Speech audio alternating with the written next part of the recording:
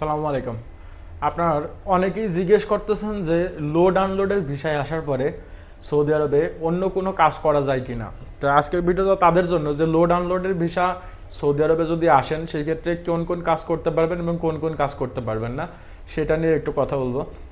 অনেকের ফোনের প্রশ্ন, কিন্তু অনেকেই কমেন্ট করেন, অনেকের মনের প্রশ্ন যে ভাই লোড আনলোডের ভিসাতে যে আমি আসতেছি, আমি আসার পরে কি অন্য কোনো কাজ করতে পারবো কিনা বা আমার কোনো সমস্যা হবে কিনা। যদি বলি, লোড আনলোডের ভিসাটা হচ্ছে আপনার সৌদির মুআসাসার উপরে ভিসা। বর্তমানে সৌদি আরবের থেকে যে সমস্ত লোড আনলোডের ভিসাগুলো যায়, এগুলো দেখা যাচ্ছে যে আপনার 80% হচ্ছে, মানে 100টা ভিসাগুলো 80টা হচ্ছে সৌদির মুআসাসার ভিসা থাকে, আর হয়তো 20টা দেখা যাচ্ছে কোম্পানি, সাপ্লাই কোম্পানি, এগুলো মিলাইয়া থাকে।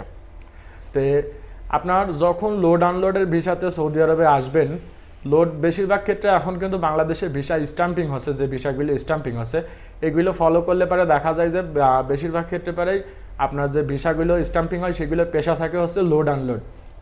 তো লোড আনলোডের পেশাটা হচ্ছে আপনার সৌদি মুআসাসা বা সাপ্লাই কোম্পানিতেই বেশি দিয়ে থাকে। ডাইরেক্ট কোম্পানিতে এরকম খুবই কম দিয়ে থাকে, হয়তো একটা দুইটা দিয়ে থাকে, সেটা হচ্ছে বিশেষ ক্ষেত্র প্রয়োজনে দিয়ে থাকে। তো অনেকের মনে প্রশ্ন যে ভাই আমি আসার পরে অন্য কাজ করতে পারবো কিনা।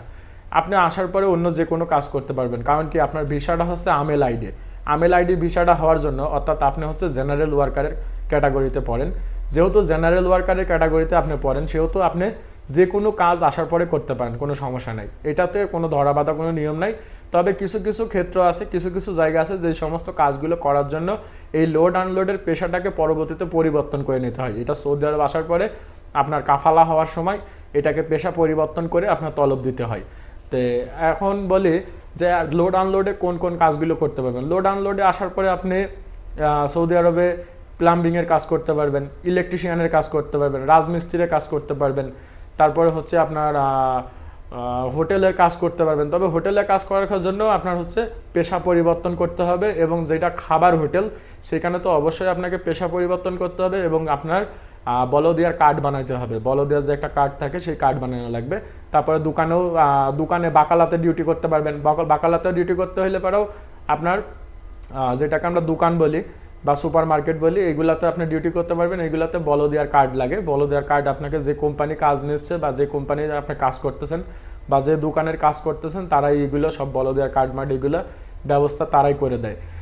আর লোড আনলোডে আসার পরে আপনার ড্রাইভিং করা যায়। ড্রাইভিং করা যায় বলতে কি, আপনি ব্যক্তিগত গাড়ি কিনতে পারবেন। লোড আনলোডের যদি পেশা থাকে আপনার, সেক্ষেত্রে আপনি ব্যক্তিগত গাড়ি কিনতে পারবেন, ছোট গাড়ি চালাইতে পারবেন। তবে বড় গাড়ি চালাইতে হইলে পারে, যারা বড় গাড়ি চালাইবেন বা প্রফেশনাল ড্রাইভারি করবেন, তাদের জন্য হচ্ছে আপনার পেশা পরিবর্তন করে নিতে হবে। তাদেরকে হচ্ছে আপনার পেশা সাওয়াক আমামি বা সাওয়াক করে নিতে হবে। না হইলে পারে আপনি বড় গাড়ি চালাইতে পারবেন না। লোড আনলোডে পুলিশে যদি ধরে, আপনার ট্রাফিক পুলিশে ধরলে পারে আপনাকে মামলা দিয়ে দেবে। 1000 রিয়াল, 3000 রিয়াল এরকম করে মামলা দেয়। 1000 রিয়াল সর্বনিম্ন মামলাটা দিয়ে থাকে। তবে ছোট গাড়ি আপনি চালাইতে পারেন, এটাতে সমস্যা নাই। ছোট গাড়ি যদি আপনি মনে করেন যে আপনি কিনবেন, আপনার নামে কিনবেন, তাতেও কোনো সমস্যা নাই, আপনি কিনে আপনি চালাইতে পারেন। তবে দেখা যাচ্ছে অনেক সময় অনেকেই গাড়ি কিনে হচ্ছে আপনার দেখা যাচ্ছে যে কিছু এক্সট্রা ইনকাম করার চেষ্টা করে। তবে চেষ্টা করবেন যারা গাড়ি কিনে গাড়ি চালায়, তারা চেষ্টা করবেন যে হচ্ছে আপনার পাকিস্তানি টানি এদেরকে না নেওয়ার চেষ্টা করবেন বেশি। এদেরকে নিলে পারে অনেক সময় পুলিশে ধরে রাস্তায়, তখন দেখা যাচ্ছে সাদিক টাদিক বলে পরিচয় দিতে হয়। না হইলে পারে যেহেতু আপনার পেশাটা ওইটা না, সেহেতু পুলিশ অনেক সময় ফাইন করে দেয়, অনেক মোকালাফা দিয়ে দেয়।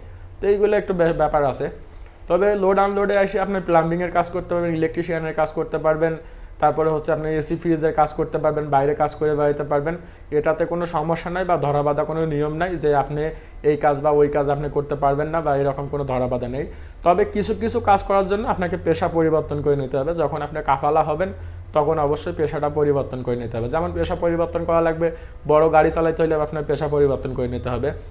তারপরে যদি আপনি রেস্টুরেন্টে বা খাবারের হোটেলে বা কোনো দোকানে কাজ করেন, সেই ক্ষেত্রে আপনার পেশা পরিবর্তন করে বলদিয়ার কার্ড বানিয়ে নিতে হবে। তারপরে দেখা যাচ্ছে যে আপনি আবাসিক হোটেলে কাজ করতে পারবেন। আবাসিক হোটেলে কাজ করলে কিন্তু সমস্যা নেই, লোড আনলোডে এটা পেশা পরিবর্তন না করলেও চলে। তবে অনেক ক্ষেত্রে দেখা যায় যে সাপ্লাই কোম্পানিতে আসলে পরে তারা বিভিন্ন সময় বিভিন্ন রকম কাজে দিয়ে পাঠায় পেশাটা পরিবর্তন না করে, যার জন্য খুব একটা সমস্যা হয় না। তারপর অনেক সময় দেখা যাচ্ছে আটক করলে পারে পুলিশে, দেখা যাচ্ছে আটক খুবই কম করে। অনেক সময় আটক করলে দেখা যাচ্ছে যে মামলা টামলা দেয়, ছোটোখাটো ইকামাতে মামলা দেয়, সেটা কোম্পানির দায়ভার নেই। আবার ফ্রি ভিসার জন্যও কিন্তু লোড আনলোডের ভিসাটা এটা ভালো। আপনার লোড আনলোডে থেকে দেখা যাচ্ছে যে আপনি ফ্রি ভিসার মতন কাজ করতে পারেন। তবে বাংলাদেশের যে সমস্ত এখন ভিসা যায় এগুলো সবই হচ্ছে সৌদির মুআসাসা এবং সাপ্লাই কোম্পানির ভিসা। ডাইরেক্ট কিছু কোম্পানির ভিসা হয়তো যায়, যেগুলো খুঁজে বের করা অনেকটাই টাফ। অনেকেই ডেলিগেটের মাধ্যমেও কিন্তু ভিসা দেয়, ডেলিগেটের ইন্টারভিউ নেওয়ার পরে বলে যে অমুক কোম্পানিতে কাজ হবে, কিন্তু ভিসাটা যখন আসে তখন দেখা যায় যে ভিসার পেশাতে দেওয়া আছে লোড আনলোড এবং ওই কোম্পানির নাম নাই, কোম্পানির নাম আরেকটা, অর্থাৎ স্পন্সরের নামের জায়গায় আরেকজনের নাম। তো এরকম হয়। তবে লোড আনলোডে ভাই অনেকেই জিজ্ঞেস করেন যে ভাই এসে কাজ করতে পারবো কিনা। অবশ্যই লোড আনলোডে এসে, লোড আনলোডের বিষয়তে এসে আপনি সব রকম কাজই করতে পারবেন, এতে কোনো সমস্যা নেই। কারণটা হচ্ছে এটাই যে আপনার ভিসাটা হচ্ছে AML ID, অর্থাৎ জেনারেল ওয়ার্কারের ক্যাটাগরিতে ওয়ার্ক ভিসা। সেহেতু আপনি সমস্ত রকম পেশাতে